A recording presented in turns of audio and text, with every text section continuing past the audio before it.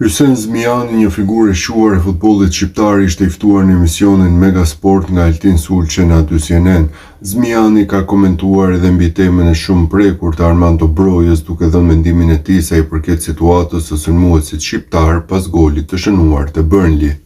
Vendi Brojës është sulmues pyk, ndonjëherë ka edhe zgjedhje trajneri, unë mendoj se edhe në krahun ku e fut Silvinho mund të jap më shumë, shqyr që e kemi, por ne nuk po dim ta shfrytëzojmë, tha Zmiani. Merremi me fjalë për problemet të tij me ekipin të Shqipëria, me trajnerin, ndërkohë që nuk duhet të diskutojmë tema të tilla.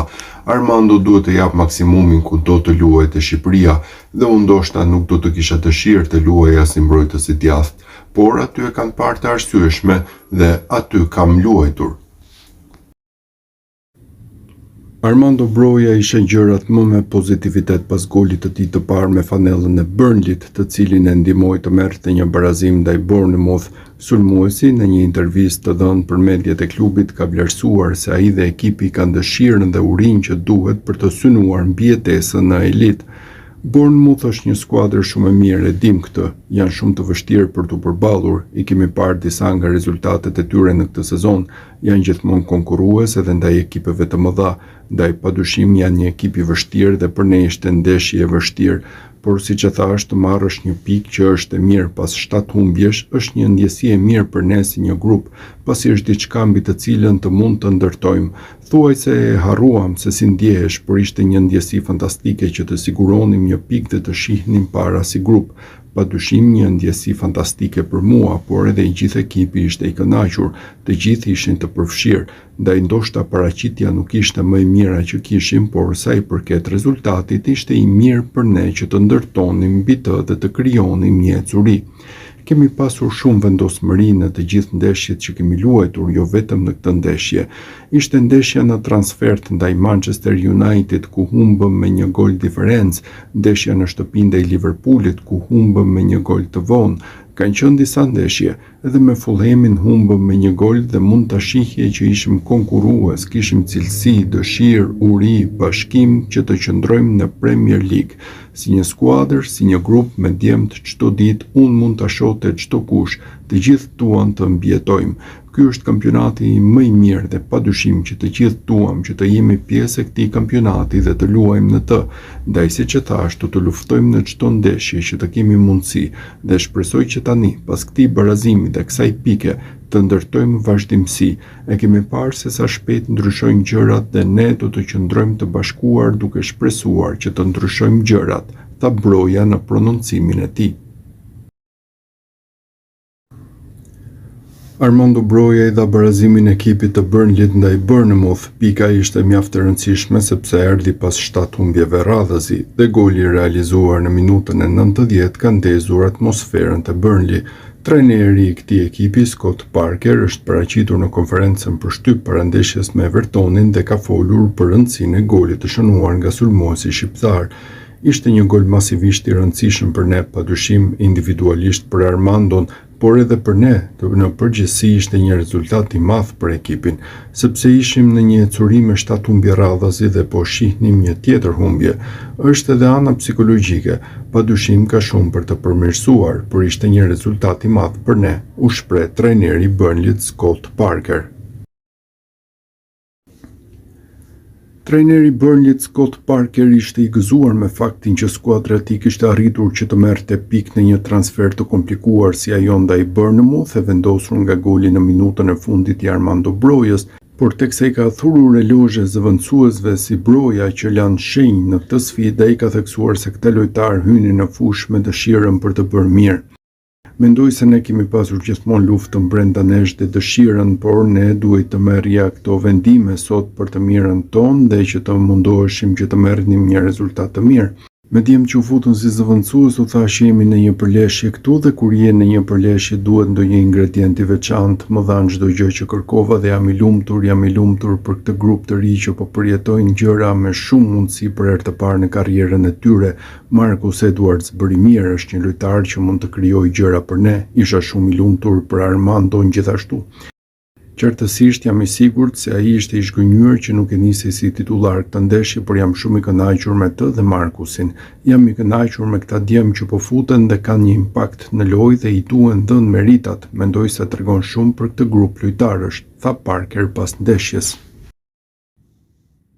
Ish portieri I njohur I Anglisë Joe Hart ka folur për ndeshjet e radhës të Burnleyt, një skuadër të cilën ka përfaqësuar në karrierën e tij, duke insistuar se shkëndija e Armando Brojas në barazimin e fundit ishte piknisja për sfidat në vijim. Burnley pret në shtëpi Evertonin dhe Newcastle-in dhe I duhen me do e mos pik për të tentuar ngritjen nga zona e ftohtë e klasifikimit. Do të duhet që ky barazim të jetë domethënës pasi vjen pas 7 humbjeve në Premier League. Trysnia është shtuar, askush nuk priste që Burnley të fluturonte në këtë sezon, por janë në një pozicion shumë të vështirë. Megjithatë është një goditje e shkëlqyer me kokë nga Broja. Është goli I tij I parë në 2 vite dhe pas 40 ndeshjesh. Ka ende luftë brenda tij, ka një shkëndi brenda tij.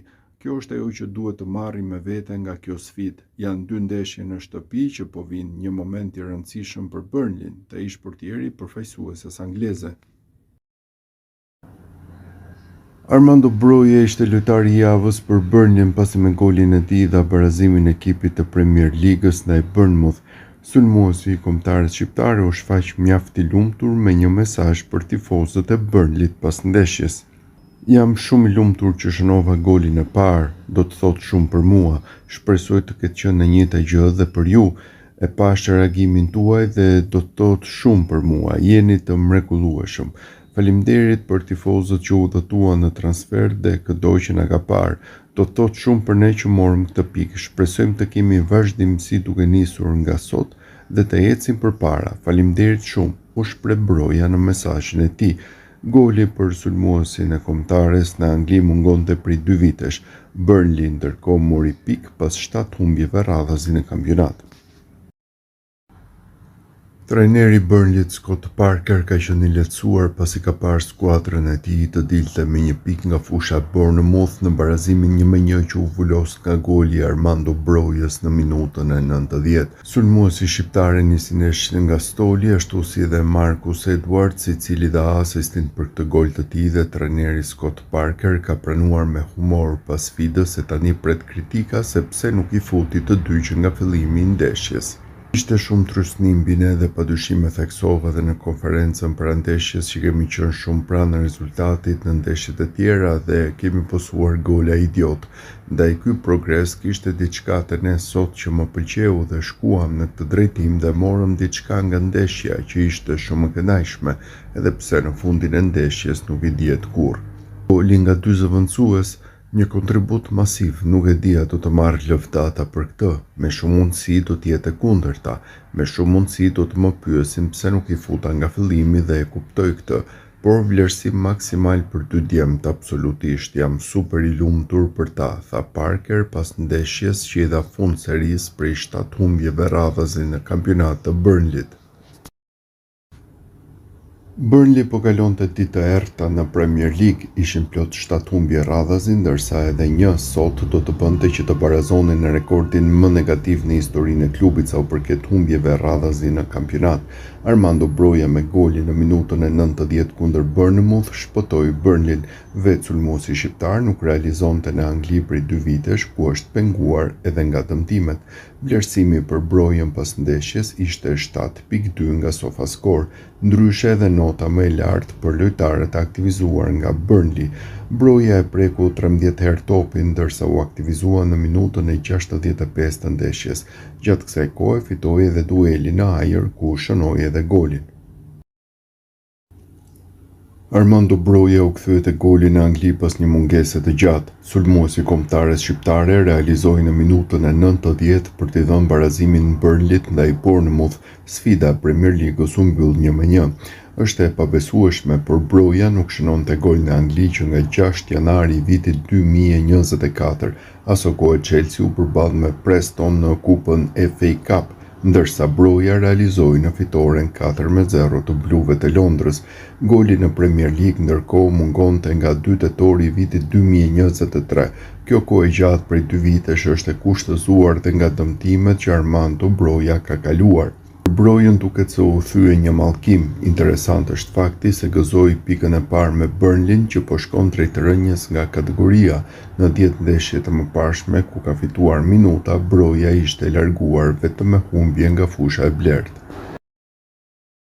Burnley ka barazuar me rezultatin 1-1 në udhëtim ndaj Bournemouth në kuadër të javës së 17 të Premier Ligës. Skuadra e drejtuar nga Scott Parker po kalon në një krizë të madhe të rezultateve këtë sezon dhe ja dolën të evitojnë humbjen krejt në fundin e ndeshjes. Autori golit për Burnley në këtë sfidë ishte Armando Broja, i cili pas u fut në lojë në minutën e 65, ja doli të realizojë në minutën e 90 për rezultatin përfundimtar 1-1. Për Brojën ky ishte goli i tij i parë këtë edicion në kampionatin anglez, teksa ka 11 ndeshje të luajtura deri më tani me Burnley. Pavarësisht se për Brojën ky gol mund të jetë një sinjal pozitiv për vazhdimsinë e kampionatit, për skuadrën e tij kjo ishte ndeshja 8 radhazi pa fitore. Burnley aktualisht pozicionohet në vendin e parafundit në tabelë me 11 pikë të grumbulluara, ndërsa javën e ardhshme do të luajë në fushën e Evertonit.